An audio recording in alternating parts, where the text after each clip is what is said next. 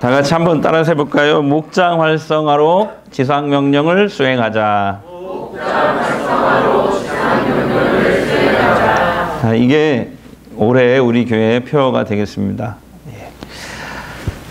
지난 2024년은 참 다사다난했던 그런 한 해였습니다. 지난 한 해 7대 뉴스를 꼽자고 하면은 의대 증원 이슈, 또 총선, 명태균 게이트, 정치권을 강타했고요.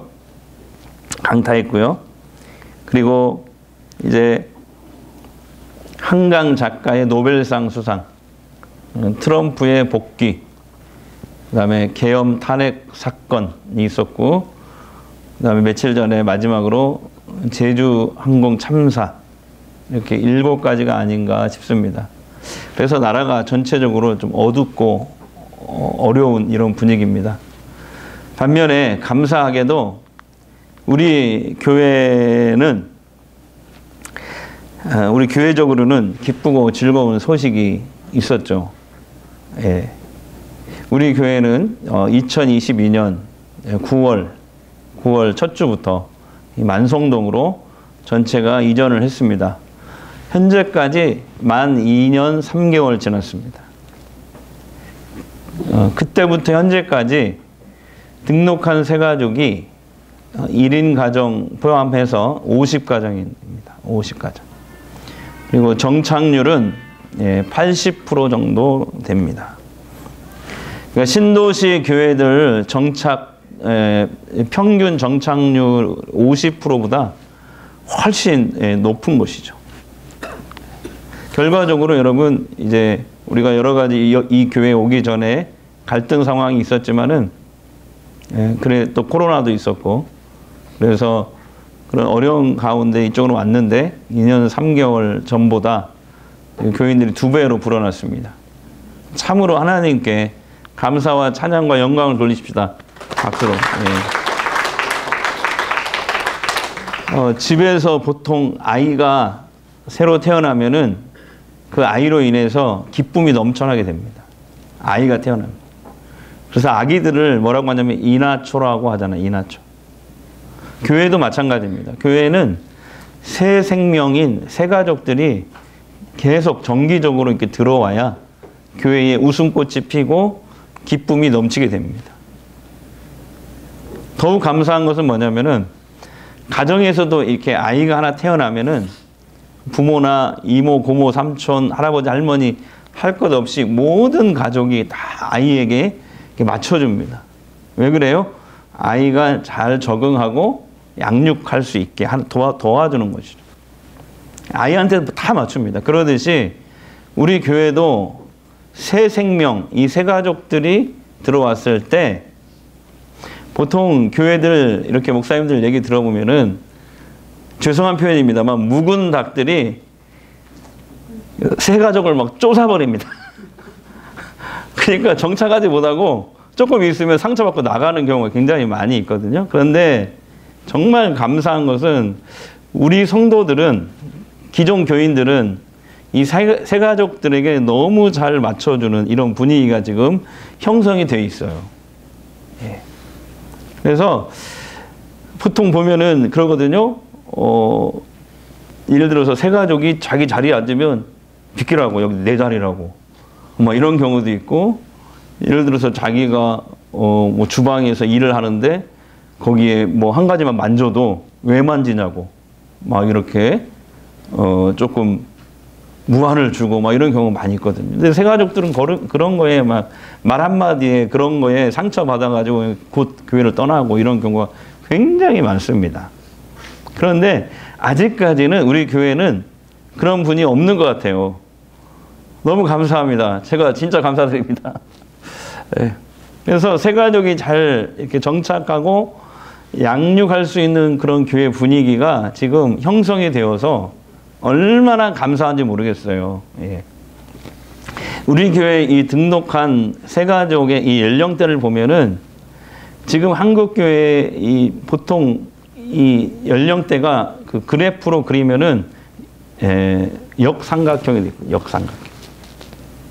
예, 얼마나 불안합니까? 역삼각형. 예. 그러니까 다음 세대들은 거의 들어오지 않고 아기 울음소리는 거의 들리지 않고 이제 사회보다도 더 빨리 고령화가 진행되고 있습니다. 한국교회. 그런데 우리 교회는 그래프로 그려보면은 조금 날씬하긴 하지만 그래도 일자입니다. 일자. 예, 그래프를 그려보면.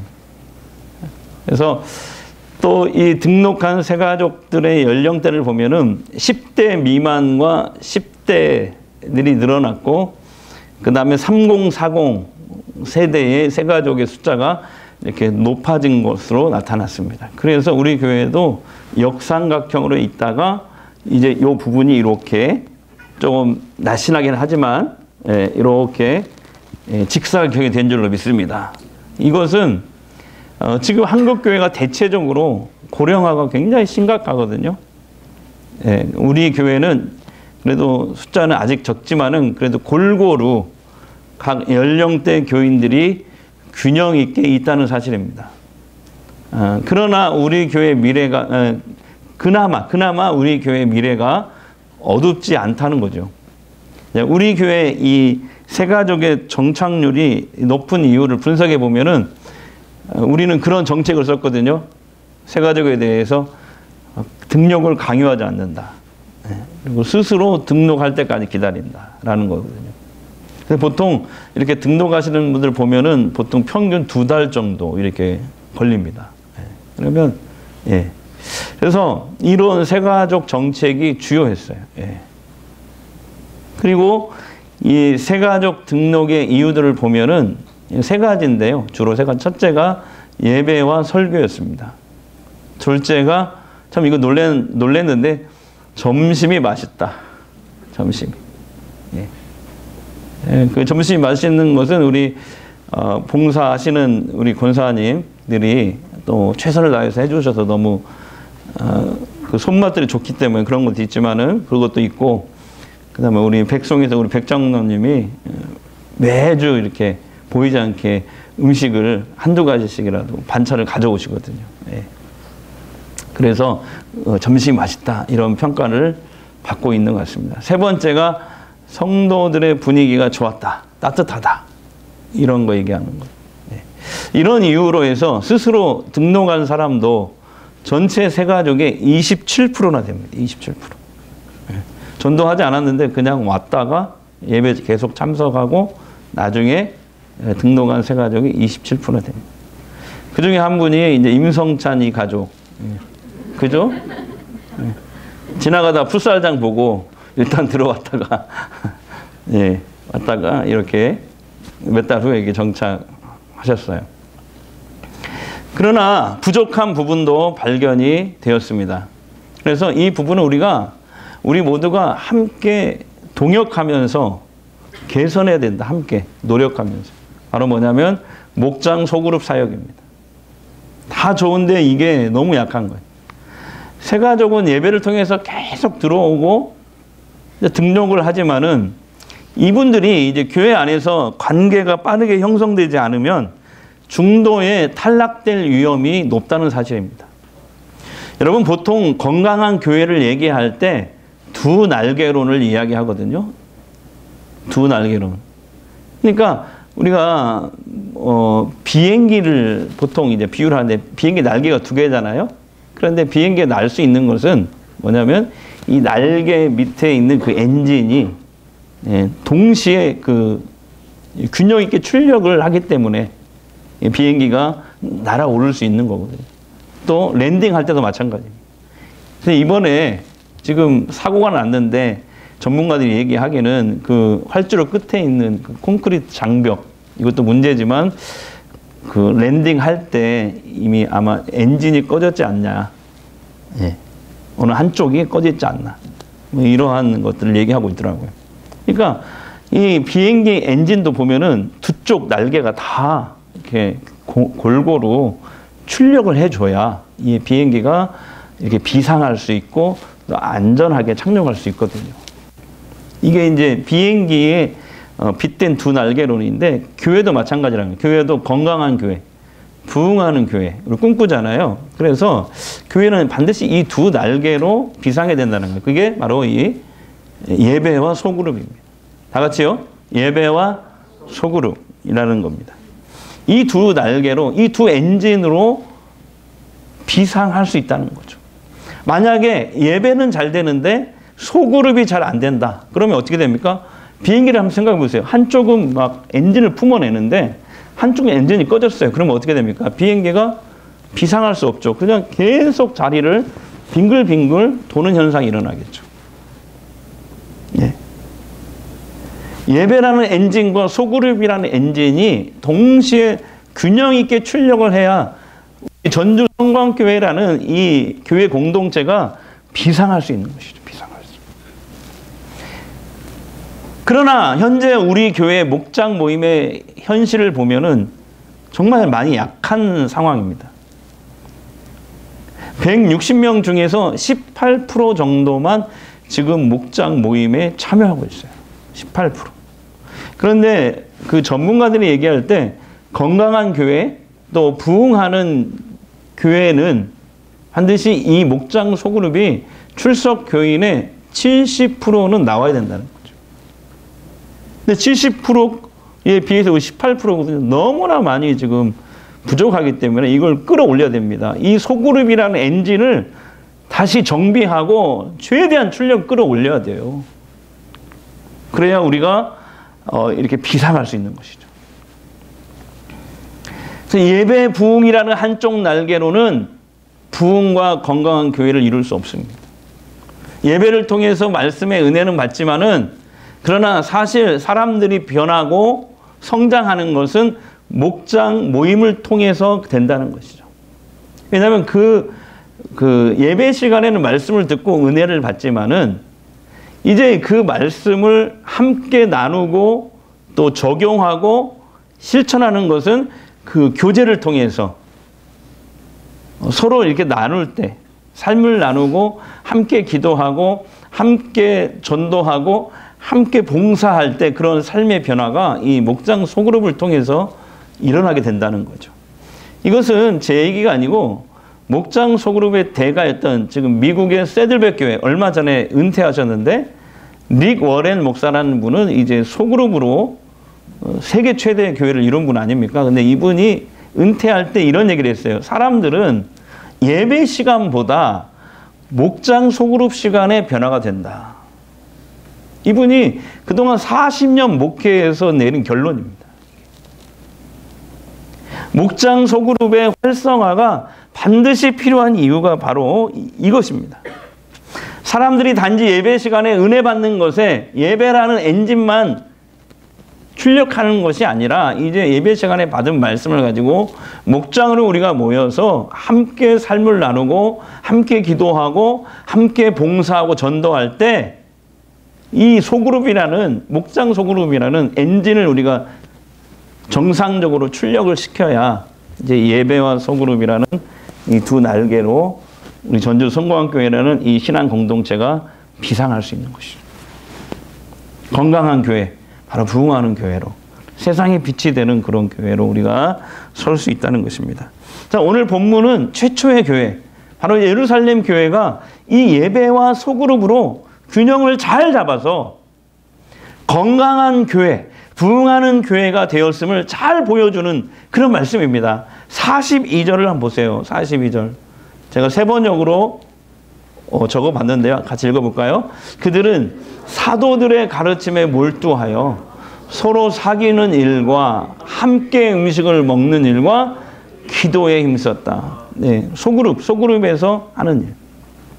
네, 집집마다 집을 돌아가면서 모인 것. 그 다음에 42절, 46절, 그리고 날마다 한 마음으로 성전에 열심히 모이고.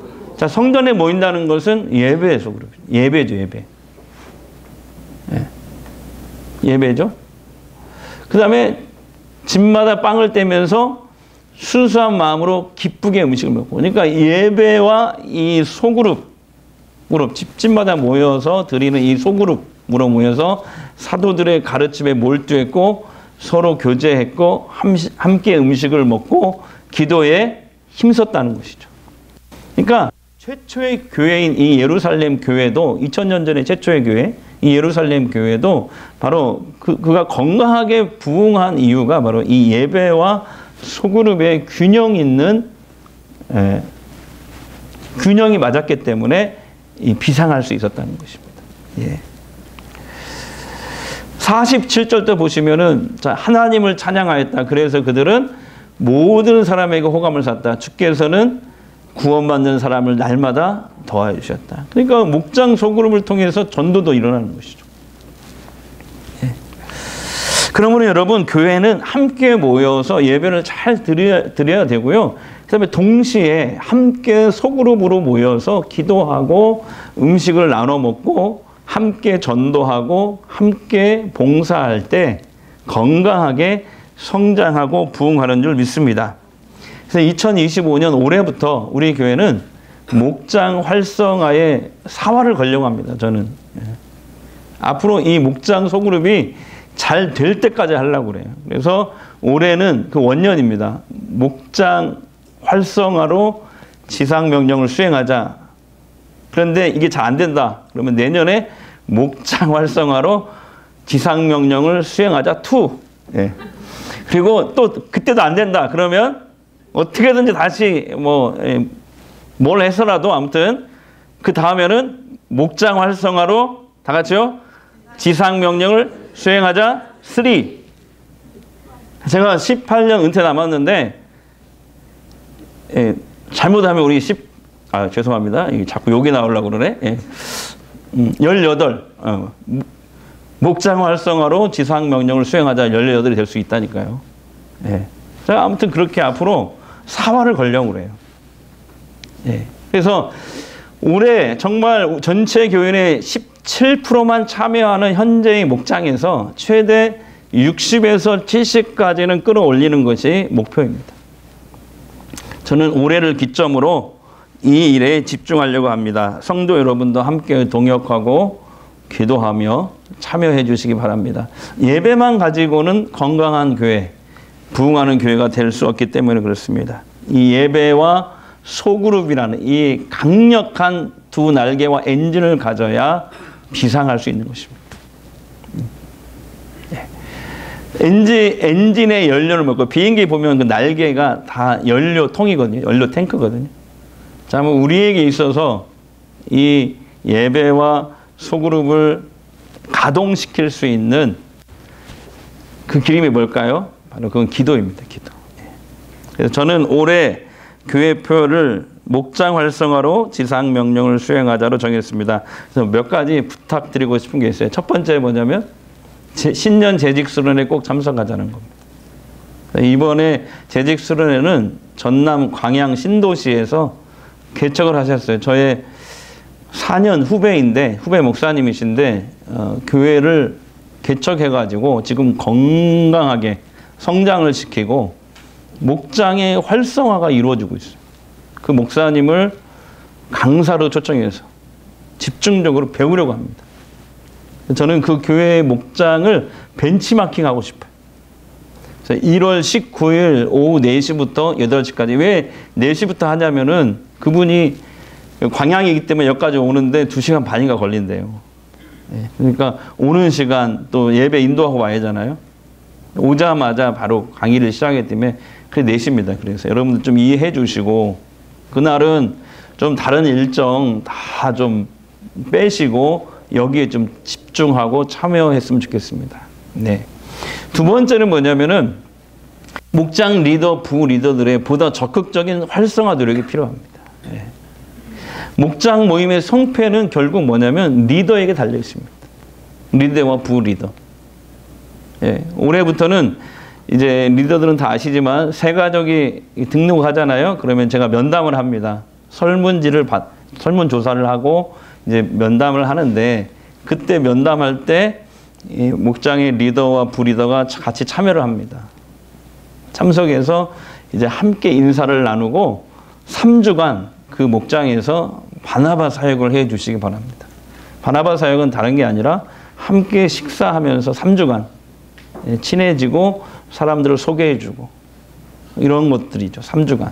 그래서 목장 모임으로 자연스럽게 이끄셔서 정말 교제와 나눔, 기도, 전도, 봉사의 사역을 함께 해 주시기를 바랍니다. 마지막 세 번째는 뭐냐면은 성도들의 목장 모임에 적극 참여가 요구됩니다. 2주와 4주, 그래서 예배 후에 식사 후에 모이는데 1월부터는 이제 1월 달부터는 교회당에 모여서 해도 좋고 아니면 그 목장에서 정하셔가지고 카페로 가서 모여도 좋고 또는 가정마다 돌아가면서 모여도 좋습니다. 목장은 원들끼리 상의하셔가지고 편하신 대로 진행해 주시면 되겠습니다. 사랑하는 성도 여러분, 우리 예배와 목장으로 균형을 잡아서 비상하는 그런 한 해가 되십시다. 그래서 건강한 교회, 부흥하는 교회, 세상의 구원의 방주로서 빛과 소금이 되는 그런 교회가 됩시다. 자, 기도하겠습니다. 하나님 아버지, 2025년 새해부터 우리 교회는 목장 활성화라는 목표로 예배와 소그룹이 모두 균형을 잡아서 건강한 교회, 부흥하는 교회, 세상의 빛과 소금이 되는 교회로 비상하려고 합니다. 우리의 힘만으로는 불가능합니다. 주께서 내 이름으로 2-3명 모이면 내가 그곳에 함께 하리라고 하셨으니 우리 모임 가운데 임재하여 주시옵소서. 성령 충만케 하여 주옵소서. 목장 활성화로 주님의 지상 명령을 잘 수행해 나가는 교회가 되겠습니다. 우리를 바르게 인도해 주시옵소서. 예수님 이름으로 기도합니다. 아멘.